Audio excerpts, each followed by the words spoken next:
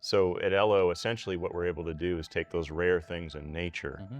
and produce them in ways we can make them more available to the food system. So we're on the hunt for healthier ingredients that are hard to get from natural sources because either there's not enough of them Hmm. or they're produced in some way that's totally unsustainable. You just can't either economically do it or it's bad for the environment or some other reason that's just not a good idea, right? You might have to plant so much of it and take so much from the land to get enough to do what you need that it would actually be harmful. That's right.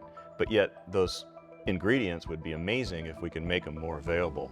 And that's where ELO's platform and our technology comes into play. So, you look around and you can imagine some really interesting flavor in an exotic species in the Amazon, but we're not going to go deforest the Amazon to get enough of that flower to produce it.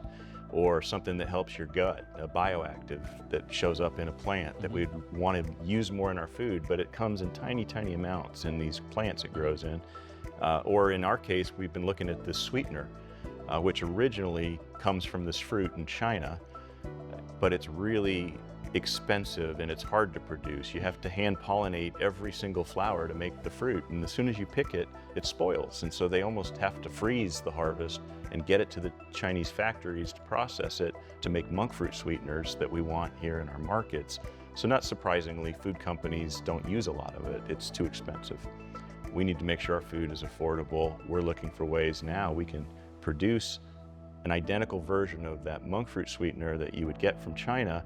We can produce it here in crops in the US at levels that now make it affordable, better tasting, and give you a better supply of it. So now it's something that's broadly available. So you're telling maybe a watermelon to do the same thing that the monk fruit does to produce that what we call sugar, and it's a natural sweetener. It's going to have the same properties as that sweetener derived from the hard to grow, fragile monk fruit, and it could come from a good old watermelon that's all around us.